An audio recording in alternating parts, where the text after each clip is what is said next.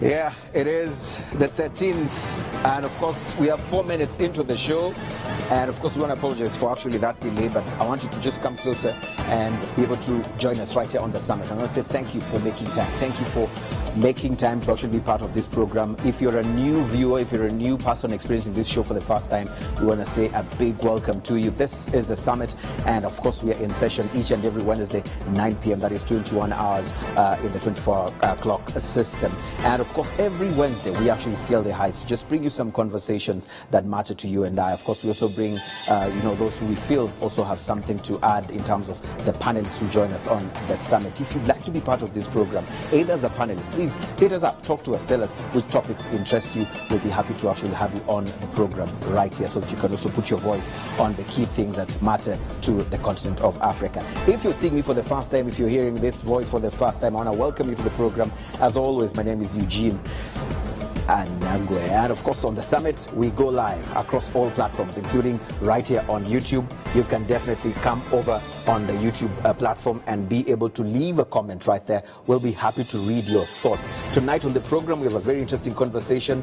2024 is just around the corner. We're counting actually weeks, and of course, we'll be crossing over to 2024. And that is why we are talking about this very, very important conversation around election. And we're not just stopping there. We are actually moving further to ask ourselves a big question on the participation of young people, the youth of the continent. Why is it that we don't see so much of their involvement in the political processes, whether in political party participation or even in the election processes, or even, putting themselves forward to actually vie? We want to understand that. And if you're at home and you're watching us tonight, please tell us your thoughts. Why is it that you're not into politics that much as a young person? We've had several reasons, and of course we want to hear more of that right here on the program. Look, we had put out a poll, and of course we had asked this particular question on my Twitter handle or the X platform, and of course this is what we are seeing so far. We had some options here: lack of resources to vie, politics is boring for young people, they lack role models, or any other reasons which you are putting on the comment section. And of course, so far as we speak, around 34% have actually said that politics for young people is boring. And we want to understand, is this the reality? Is this really true? And I want you to be able to share with us why you feel that way. We have those who've been able to put their voices on this. Muhire Simon, who said, this is a good topic when it comes to youth with disabilities. It is another debate to discuss because they still need more capacity and a change of an environment. Of course, this is very interesting, and we'll be trying to build up on this particular topic or this particular issue right here on the program. Look, I have panelists who have joined us from far and wide. Some of them, you know them, and of course some of them you're seeing them for the very first time right here on the program. Some, of course, are also be vying or will be vying in 2024. Or maybe they will actually be able to tell us if they will or not. Maybe let me not just jump the gun, but we'll be hearing right here on the program. We have Dr. Frank Habineza coming to the program, not for the first time. Of course, thank you so much for making time. It's my good pleasure. You're the leader of the Democratic Green Party. Correct. And of course, you also told me that I need to add something else. What was that? Presidential candidate. Presidential candidate. Oh, it's official, ladies and gentlemen. He's vying. We have primaries in the party. You have primaries in the party. He wants to make a coup d'etat, and yet it's already done. But why don't you just give him a space? If he wants to be vice president, he's welcome. Why not president? We'll talk about it. Okay, fine. We'll be able to hear more on that. We have Nala Gonzag Mugano, a journalist and also a commentator on current affairs. Thank you so much, Gonzag, for making time on the summit. Thank you for inviting me. It's been a long time coming. Thank you for coming over. Are you vying? Are you anyway interested? No, I'll just be covering. You'll be covering. Sure what they promised voters, they achieved what they failed, we tell them. We'll hear more on that. Of course, we have Dr. Lonzen Rujirai, is the managing editor, the Pan-African Review, of course, and he wants to be the presidential candidate for the Democratic Green Party. You're challenging him in the primaries. Yes. Okay, that's a good right there. Of course, very, very, very interesting. Madiha is from Chad. Yes. And of course, she jumped in on the program just to be able to fill in the gap in terms of the youth representation. And of course, in Chad, we also understand there's a presidential election coming up in 2024. I want to hear your thoughts also on this particular conversation. Why don't we have more youth in the political processes or the electoral processes? You are a content creator. Thank you so much for joining us on the program. Thank you very much for having me. All right. Also, we have online a very interesting friend of mine from way back in Kenya. And of course, she's been very vocal in terms of of pushing for youth involvement and, of course, openness in electoral processes. She's none other than Nerima Wako. Nerima is actually the executive director of Siasa Place in Kenya. Thank you so much, Nerima, for making time, and I'm sure that we're going to have a very good conversation right here. Allow me to even start with you, because Kenya celebrated its 60th independence, just the other day. There's been a lot of talk around how the celebrations went down. Of course, mixed reactions. We have seen headlines upon headlines. In fact, when it comes to the participation of neighboring heads of states, dignitaries, we really did not see so much of that. And I want to just read your thoughts on that from a political, analysis perspective. What is going on? Do you feel, as many are saying, that there is some sort of isolation that Kenya is starting to face, or are you just saying this is just mere politics? There were reasons as to why the leaders didn't come. No, I believe it was mere politics. I do think that there's a lot going on globally. Next year, we have plenty of countries. Half of the world is going to be voting next year. Yeah. So a lot of countries are going through elections, campaign periods, and political party primaries. But also the president. It was interesting to see the number of students who are present. That is not usual. That's very different. And also a lot of people were working during the holiday yesterday. So it tells you how tough the economy is. So for many Kenyans, it didn't feel like 60 years, but it's hard to believe that we have been independent for 60 years. Yeah, interesting. We'll come back to that. But then let me start off with a political party leader and a presidential candidate, not for the first time. And of course, he's even announced here that he's going to vie in 2024. We are talking about youth involvement in political processes.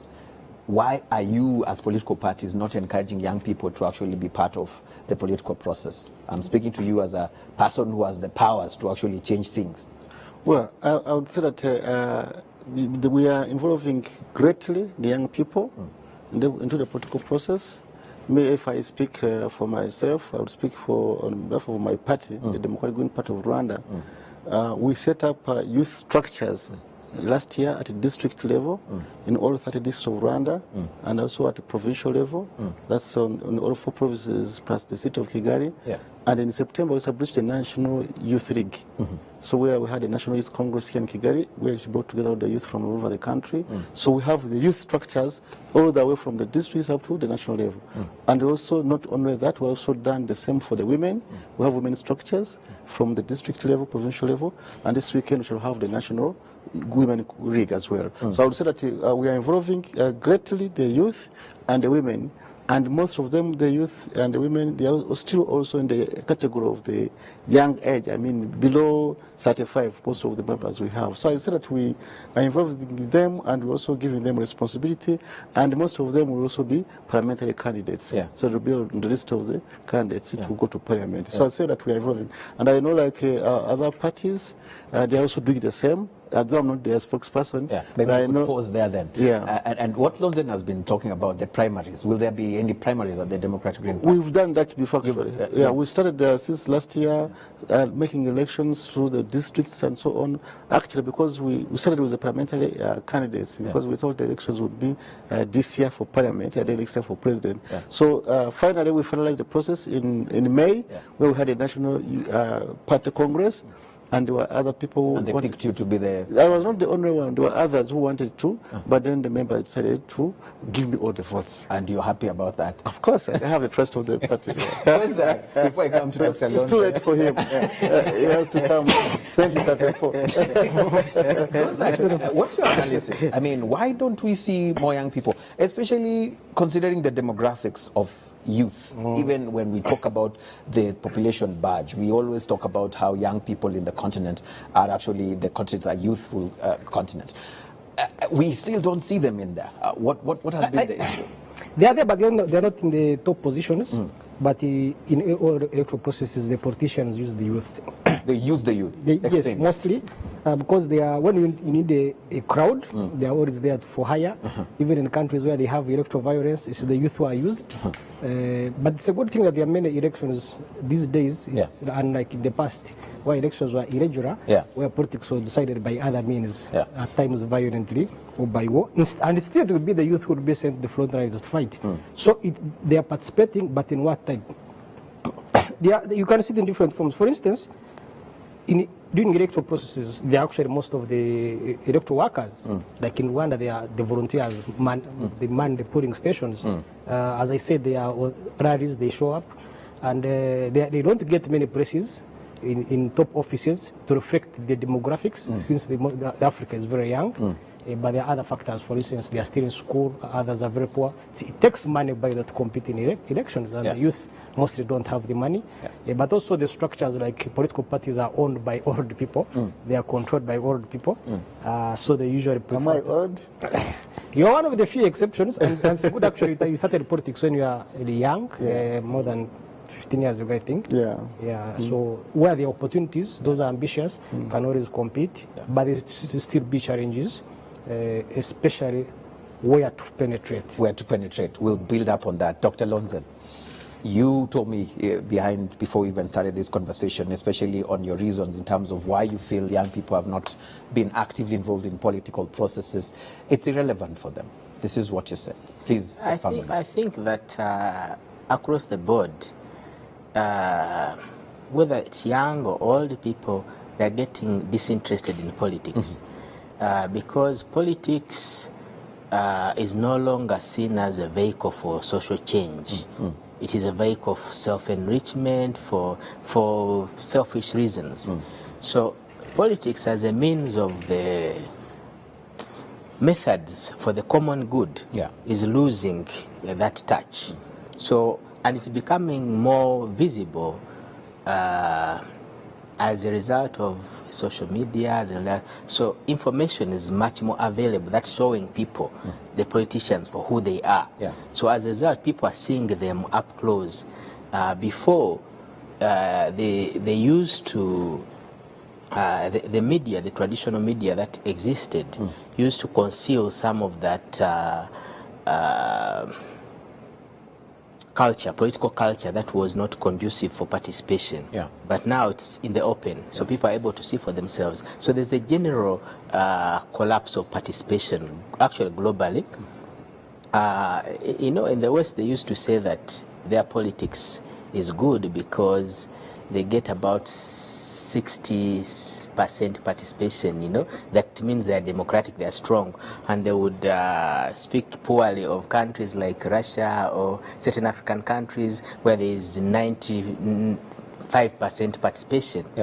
But now, in the West, because of that disillusionment, people are participating at like 30% or 20%.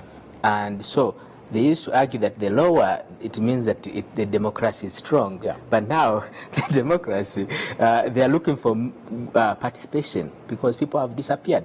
And the political promise from the liberal democracy has totally collapsed. And this is globally.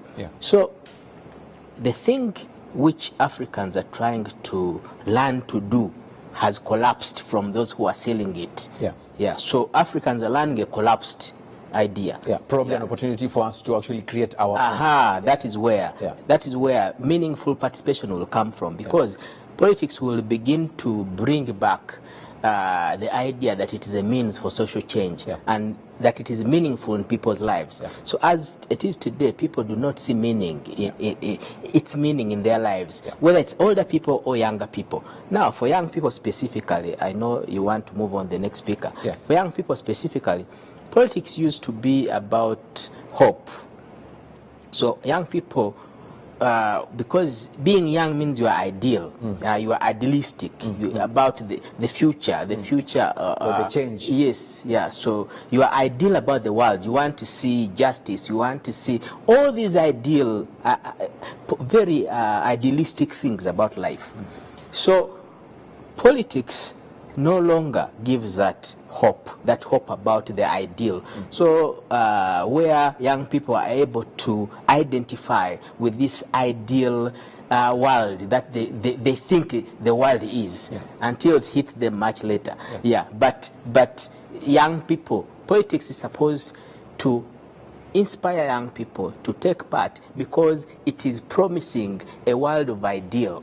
It doesn't and do that that is anymore. not what it is doing. But I want to hear your thoughts. I mean, you'd rather be developing content and covering how the electoral process, in fact, even sometimes that is boring content for your audience, who are majorly young people.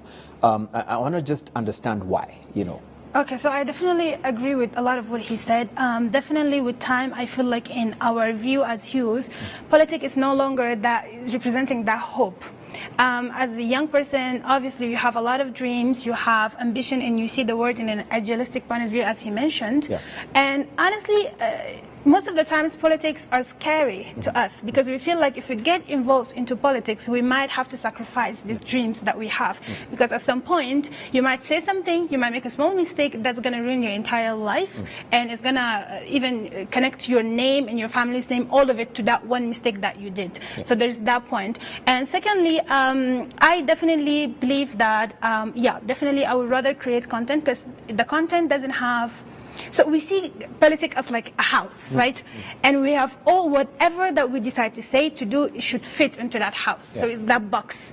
If it doesn't, then it's not appreciated, it's not valued. So when you're doing, for example, like me, content covering interesting stories, I am not limited to that box. I can go wherever, I have that freedom of exploring myself as a young person. And in Africa, unfortunately, our politicians don't always give the best example.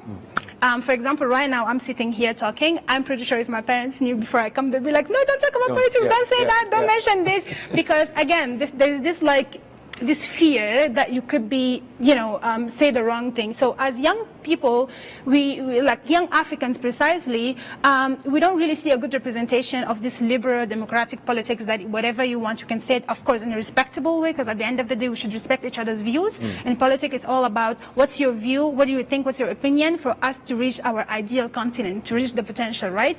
But then at the same time, if that is limited, then there is not this possibility of really bringing what's really within, what your vision as a person, because your vision have to align with specific guidelines. So that's definitely one of the reasons that's limiting us as youth, African youth, to get involved into political processes. Interesting. And I want to come back to, but before I do that, let me quickly rush over to Nerima. Nerima, you've been very instrumental. You did not start just yesterday on the issues that you actually address at Siasa Place, and we've been monitoring even your work, even from the previous and past elections within the spaces in Kenya. When you hit the ground, what do you hear, especially when it comes to youth participation? We even saw the voter registration aspect for young people in Kenya in the last election.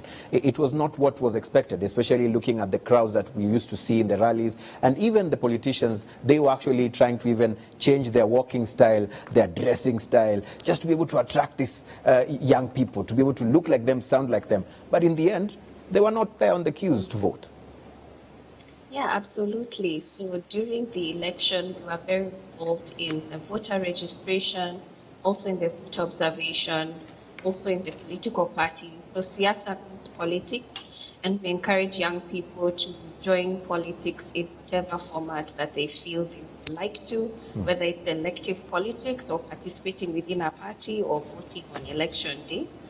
And we've been running it for about 10 years. I'm actually about to graduate from the youth bracket, and it's something that we have been doing since I was 23 years old. But we're seeing a lot of change in terms of democracy. In the last election, we saw a rise of bloggers. So youth are looking at campaigns and elections as an opportunity. We saw a rise of goons being used by politicians. I've had someone mention that. We saw people being hired to attend public rallies, campaign rallies, to be part of the crowd. Many of them actually also demanded for politicians to pay them to register for a voter's card. So it's become a transactional affair, which is a concern for us, because it now removes the essence of young people engaging because they want to hear ideas and supporting individuals who have particular ideologies. That's thrown out the window. Right now, a lot of them are supporting people who are able to channel the most amount of resource, and that's a concern that we have for the work that we do. Yeah, interesting. Bruce, I'm sure you can see the headroom, and of course, I'm sure we can fix that as we talk to Dr. Habineza and the rest of the panelists right here in studio. Thank you so much, Nerima. I'm going to come back to you. Dr. Habineza, we've had, and of course, today you're actually going to be on the spot because you are a political leader. You are actually basically with a presidential candidate. And so any heat that is coming to the politicians and the political parties, you're going to take it and take it gracefully. So why has that been the norm, using of young people? Just one, because they want the opportunities, the money, the giveaways, a good time to actually dance, at those, rallies and all that kind of a thing, and nothing long term for them. This has been one of the reasons as to why they don't see it as a viable thing to actually be interested in. Well, for me, I wouldn't take it that it's using them. Yeah. Because I think it's another way of involving them. Because we always talk about youth involvement, but we need to find out how can we make these young people get involved into the politics. Yeah. So in particular, politics has a season of where it's most active. So politics is more active during the times of elections, times of campaigns. That's where people are more engaged. So you need to have those youth volunteers, you need to have people who are going to do the dancing and so on. Dr. Nonze says we need to actually make politics be, a change element, not just an event. Exactly, yeah. So that's part of the process here. So I would say, for example, in Rwanda, we have the national youth structures on national level, National Youth Council, which starts from the village level to the national level, and that council has been mandated to elect 2 members of parliament, one representing the female and another representing the male. So we have 2 MPs representing the youth. So that's a very good structure, which gives the young people a special voice in parliament to air out the young people's voices there. But other than that, we also have special interest in the youth, as I mentioned, because we have the youth structures, and they're always demanding they want to be more involved. So we put up activities for them to make them more involved into politics. So, but of course, it's very important that the young people get in leadership positions, not just being there, but when they get leadership positions in the political parties and they get more opportunities to get involved into government structures, like in the local councils, district councils. I for one, I will tell you that we have several youth of all young party members who are in government structures on district level, on sector level, village level, the youth councils and so on. They have been, what we do is to encourage them, please vie for those positions. And they do it. When they do it, they succeed. So I think that in general, the problem, of which I concur with, is that sometimes young people, like our sister was trying to say it, they fear to get involved in politics because they think there will be bad repercussions. But the bad repercussions, I think, also comes in if you go into politics with bad motives, or you join into the bandwagon of, let me call them, wrong leaders. So if you go into with leaders who want to go into demonstrations every time, hunger strikes and so on, then the young people will have the bad consequences. But if you go with people who have good ideas, good ideologies, then the young people become young politicians and they will succeed. So before I forget, in Rwanda we have, I said I'm not a spokesperson for these examples I'm giving, but I'm speaking with my general knowledge. Yes. So we have the National Political Parties Forum, and as you know, my party is also a member for the Political Parties Forum. Correct. So the National Consultative Political Parties Forum has also a Youth Leadership Academy. So the Youth Leadership Academy is a structure which trains young people from all political parties. We have 11 political parties in Rwanda. So they pick, at least, if I'm not mistaken, every now and then in Kigali and other provinces, some equal number, like 4 girls, 4 boys, and they train them almost a program twice a year. And they get special skills which help them to be more active in the political life, because they tell them about the history of the country, perspectives, political ideologies, and so on. So I think this is another example that I'm giving that, and that helps. But within this structure, of the Youth Leadership Academy, there is some youth who have been elected to parliament, who have passed through that structure. Yeah. And one of them is a party leader actually right now.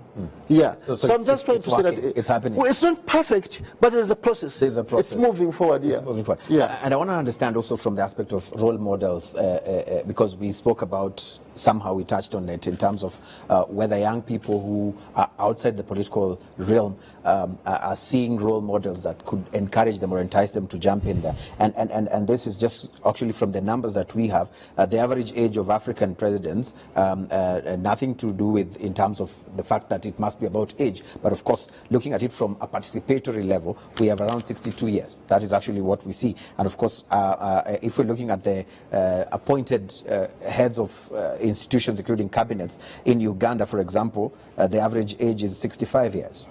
And if we go to Kenya, it's about 50.73 years. And in Burundi, it's 55 years. And I think Rwanda comes almost the lowest, with around 46 years. And this is according to data that is available. Are young people not getting enough role models who are up there that could be able to inspire them to want to actually jump in there? Either Dr. Lonzen or Gonzaga can take this. No, but most people say that the politicians out there are not. I think Lonzen who talked about it. Yeah. Social media has exposed them, so Yeah. there's a challenge of role models. But also, if I had powers, for instance, or could change the law or impose term limits on political party heads, so that they also move on to allow others. You would get into Because you trouble. see, Trouble with who? Because, I mean, there's a process for those politicians, how to get them into office, how to get them out. So you don't just wake up and think you just kick them out. There's a process here. Yeah. Yes. You can hold it and continue, yeah, and then I can fix it for you. Yeah. Yeah. Yeah. Oh, okay, as you fix that. What's your take there? You see, I'm going to use his statement against him. And this is statement the reason I'm going to campaign against him for the grassroots primaries for the presidential election. He has said that politics matters most during time of elections. Yes. And this is fundamentally the problem that we are discussing today. So this is why people are saying young people are used, because they look for them during elections. Yeah. Exactly. Politics should be about civic responsibility, and it's the work of political party and political party heads. Why I want to replace him? Because he doesn't seem to understand his job, his responsibility. That is Dr. Having Yes. And it is the responsibility of politics and leadership, political leadership, to inculcate civic responsibility in young people or in the citizenship in an ongoing process. This ongoing process is what brings loyalty, membership, votes. So if you don't understand that, you cannot win any election. Yeah. You see, and there's a problem, a big problem. Fundamental problem. A fundamental issue. Yes. Yeah, and Gonzaga was mentioning the aspect of political party leaders. When we look at the average age and looking at the role model aspect of whether we have young people up there that could be able to inspire younger people to also say, I want to be there. Personally, the thing about age, I'm a bit ish about it. The same way I am on the issue of term limits, because it's about what you do when you are there, not how long you spend there. The same with age, and I say this often, that youth should manifest youthfulness. We have many young people who manifest a conservative elderliness. Explain that. Yeah, so they are not youth in their how they conduct their affairs. Because we're trying to impress you. We are trying to make you emulating. Yeah. So now, the youth should be able to live a life of a productive life that that demonstrates that they are youth, youthfulness. They've chosen to do that in other fields, not politics. That's what I'm saying, Yeah. because it should be in the most meaningful things for them, because the most meaningful things for them is when they are making their lives productive when they are young, so that when they are older, they don't have to, the fruits of their youth are manifested in their elder age. So when you do not deploy your youthfulness to the productive capacities, then you know that's why they say that youth is wasted on the young. Yeah. So when I talk about youth, I talk about meaningful youth, not age. Yeah. So meaningful youth is about that productive capacity. Are you doing the things that are meaningful for your life? Yeah? So I'm going to campaign for the Tunyweles campaign, yes. So, or are you wasting away your life? If you're wasting away your life, you are not manifesting the youthfulness in a meaningful manner. Yeah. So, the same. So when we talk about the youth, we talk about leadership. We talk about a leadership that brings young people and attempts to deploy them, to have them manifest their youthfulness in a meaningful manner, regardless of the age of the person who's doing that. Yeah, galvanize people around a collective purpose. Because these young people, they are scattering the resources of their youth because they are not being led. There is no the people that should be doing this, like Habineza is saying, they're waiting for them at the election time. But they should be galvanizing their youth by engaging them in civic responsibility, by inculcating them cultures of a collective, cultures of the community, so that they may deploy their youth in building the community, in the collective, because the collective has collapsed. The idea that we are in it together has collapsed. So the young people have no place to bring their youth to, because they don't have the leadership that these people should be providing them. In that sense. Let's talk solutions. Let's talk, Madiha, let's talk solutions. If there's anybody who needs to listen to you as a young person as to how to involve you or as to how to bring you to be actively engaged in politics, because it has had its different names. People have called it a dirty game. Those have called it, that's not our game, it's for the old people. It's scary. And all that kind of sort of things. Not my thing.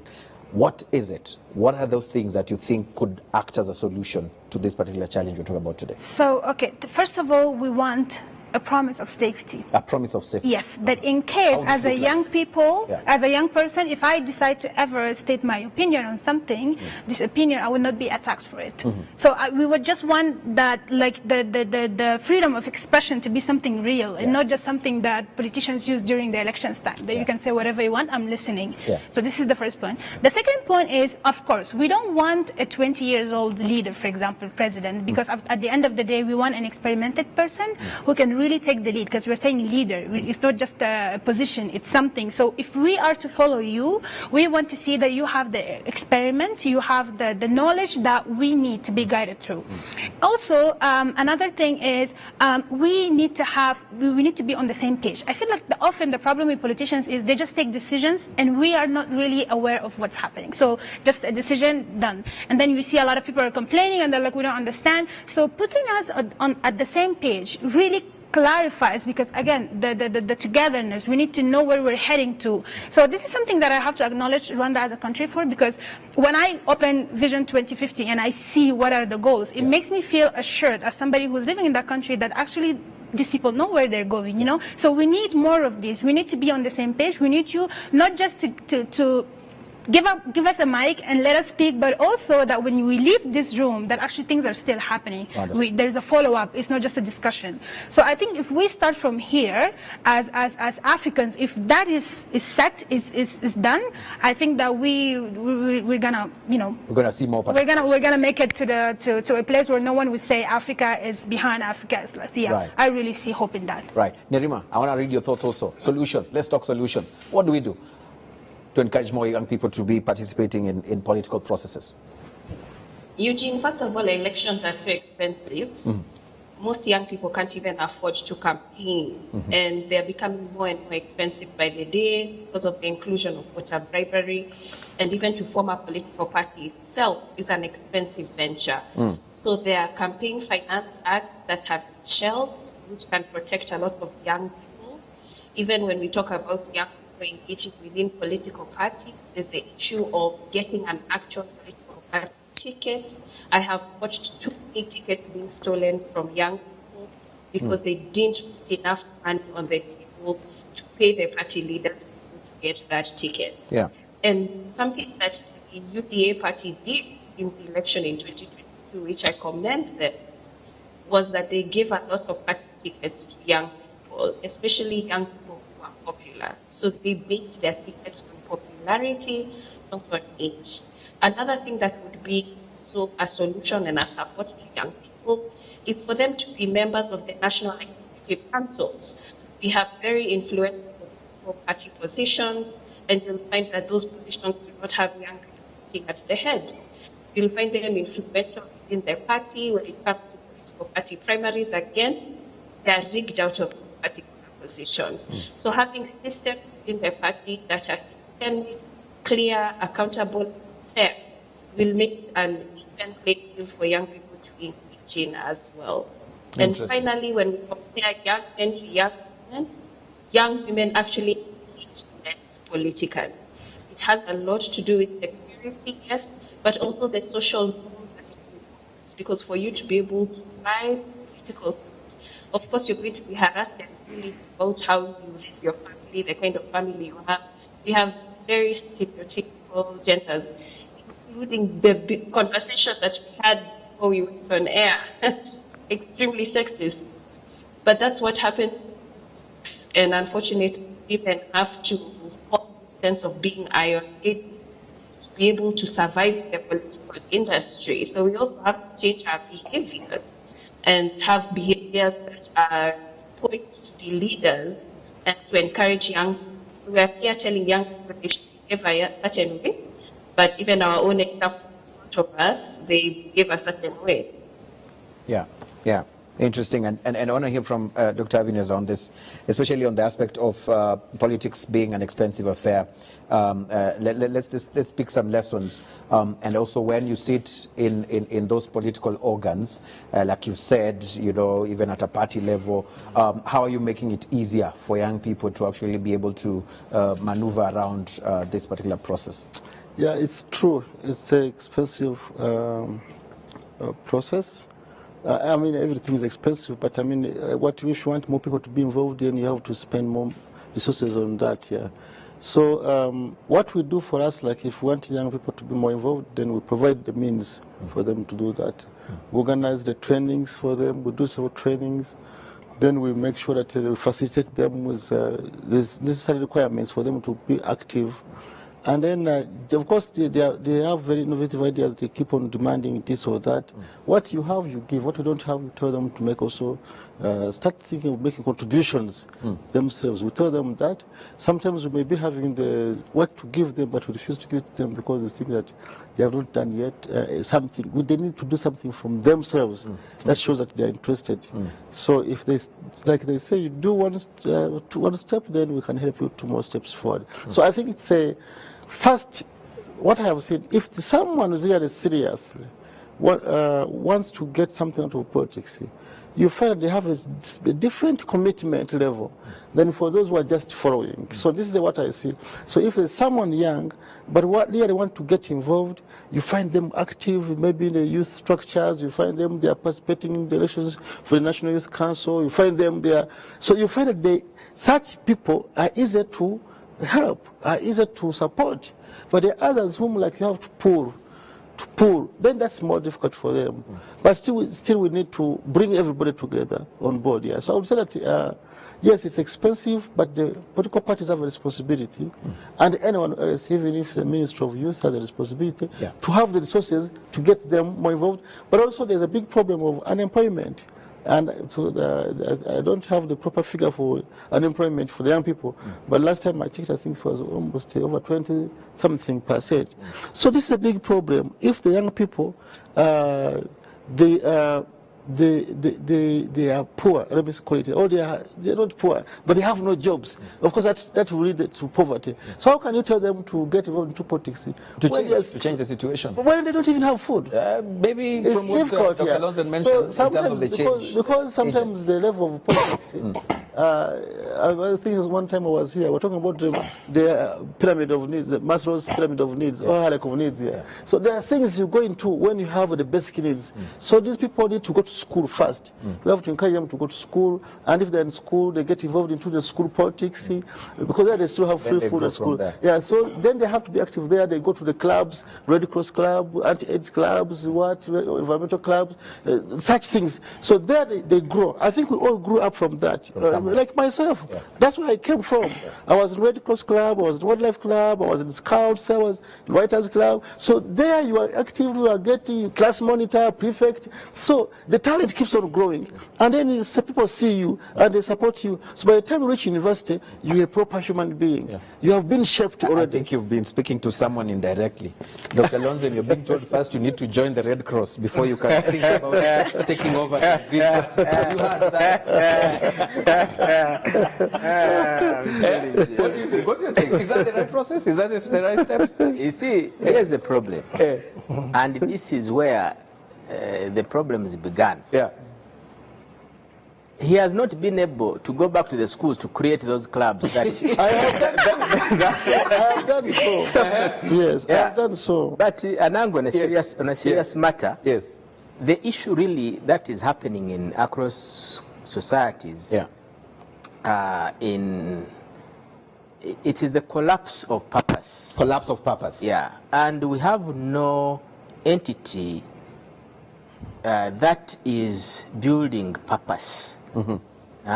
So because of that, even all these things, when you look at the youth, the problem that there are many consequences that come as a result of lack of purpose.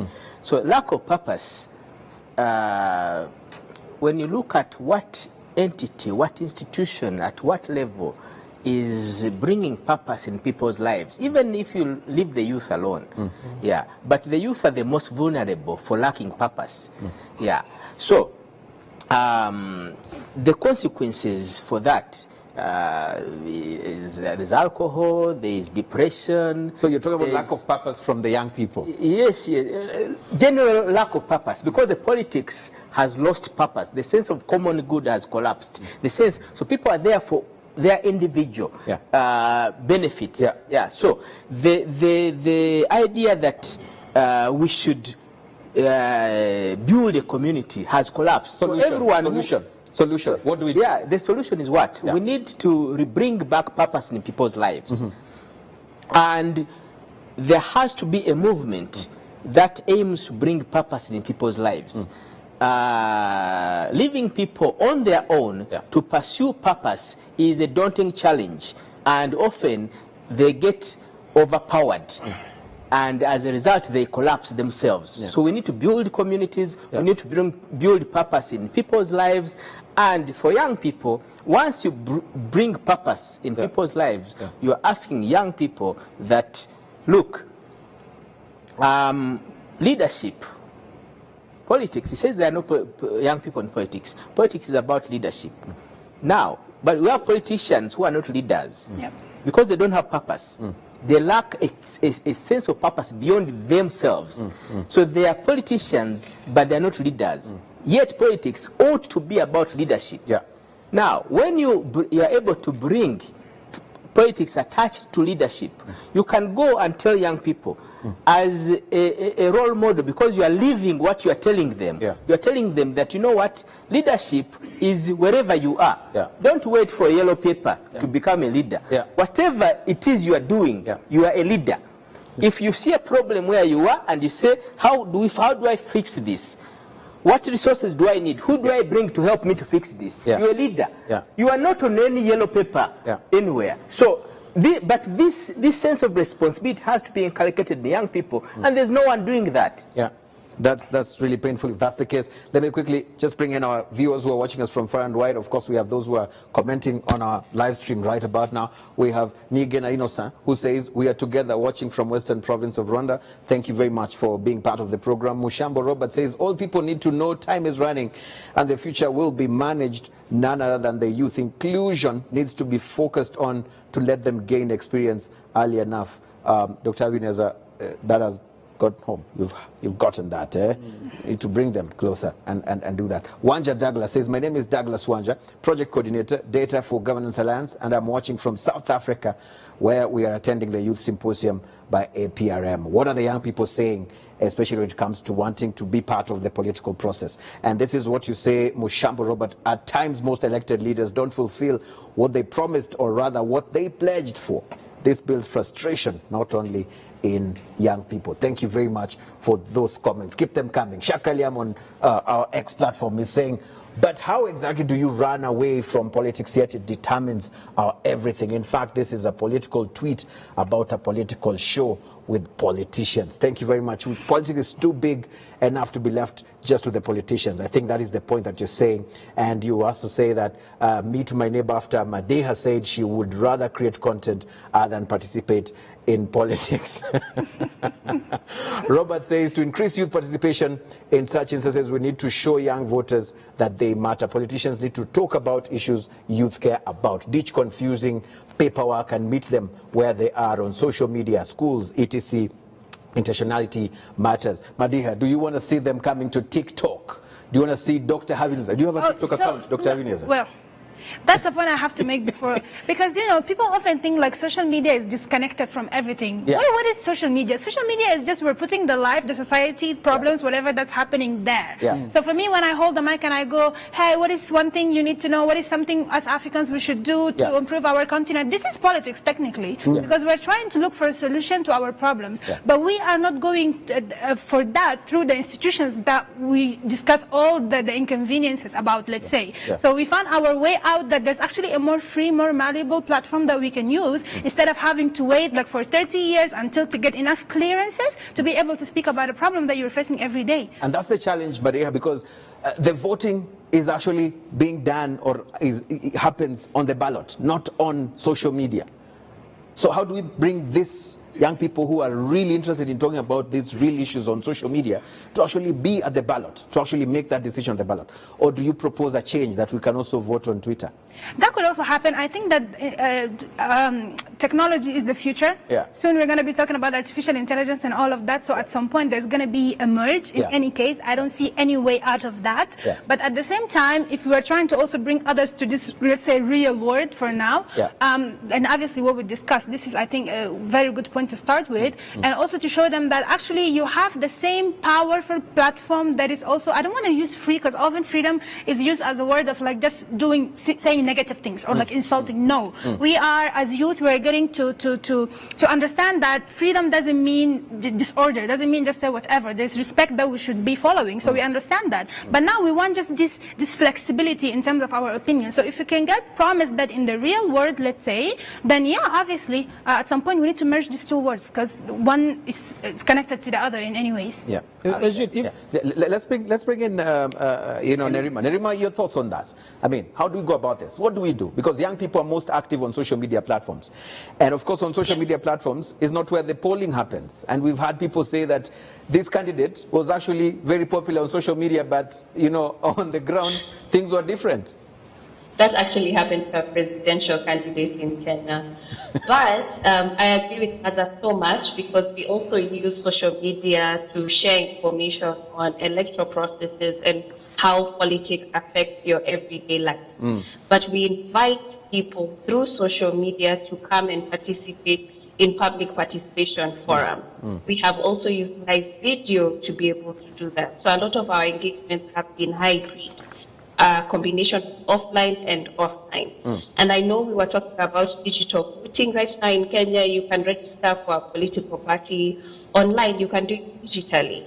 And there's also conversations of bringing in voting through digital spaces and media. So it's not a far-fetched idea, but I do believe we need to encourage youth more to see how everyday politics affects their lives. Some of them feel that they can live in a bubble where politics doesn't affect their life. We have to re-educate them.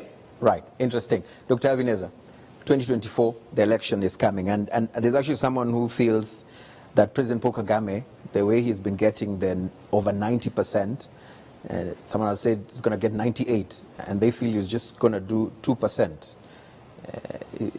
What are you going to do about it from a youthful perspective? How is the youthful vote so important for you to change the tide? Is this what's going to happen? Well, I mean, if you have seen the results of the population census, it shows that we have a high number of young people in Rwanda. So the youth are bigger voters, and I think even by next year we shall have new voters from the young people. And so we need to sensitize them, also show them that doing politics is not committing suicide, as they think, that doing politics is actually a contribution to society, contributing to your country. And it's also, it can also help you.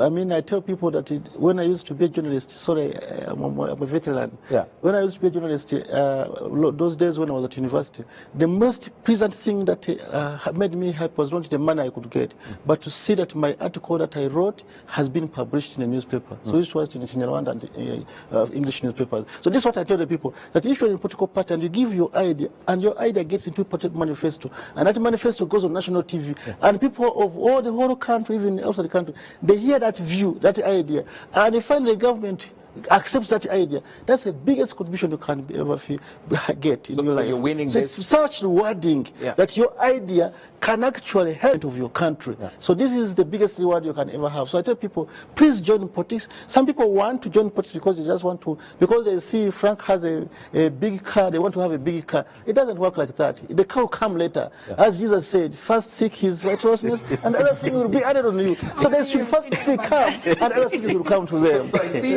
you're saying you're winning this on the platform of wooing young voters? Yes, we are doing. And also some spirituality. Yeah, with everything is interconnected. Everything is interconnected.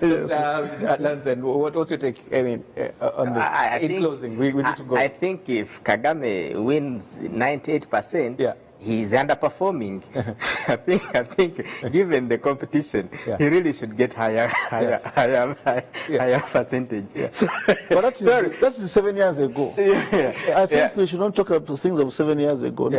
Now, if Dr. Ebenezer wants to go back to the community, every electoral period, and Kagame only gets 98%, there's a problem. Kagame is underperforming.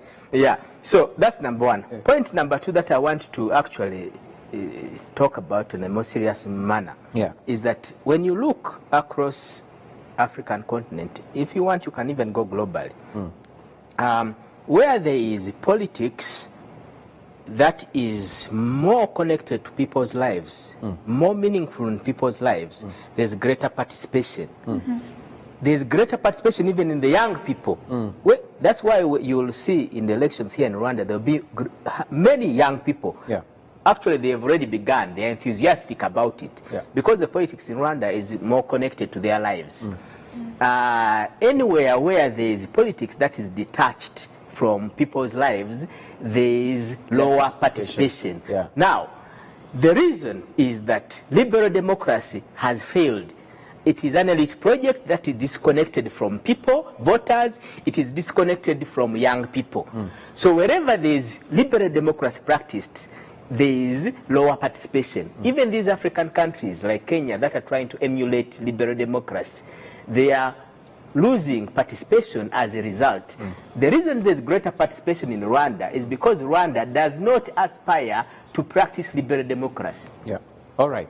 We have only 2 minutes to go. And of course, I want to say thank you because this was actually just an opening or the beginning of the conversations around elections, because we are now going to be having most of these conversations right here on the summit, just to try and ensure that there's active participation. And of course, we are also highlighting all the key areas that need to be talked about when it comes to the electoral process, not just here in Rwanda, but across the entire continent. We want to leave space for the news that is coming up next. And of course, we always say it's the shortest 1 hour ever on this program. Maybe we may think about how to actually increase this or make it even better. But I want to say thank you for making time, and for all of you who've been talking to us across our social media platforms, thank you very much for making time. Of course, we've seen Rafiki Jasi on YouTube who says youth ain't the problem is the politicians. They should embrace the fact that most power of the nation is in the youth, hence they need to value them in that particular case. Thank you very much. Will you and Gonzaga come cover a primary in January? Yes, we'll come primaries. No, actually, I have requested for... Are you going to topple him? 98%. I'm winning the vote. 90. Before you do that, as you conclude, we have been requesting the Electoral Commission to allow live media reporting of elections, so that whenever something is happening, when people are voting at the polling stations, the media should be able to cover this. If it is accepted, it will help the young people to get more involved. Have you amended the electoral law? We will be there. Come to the primaries.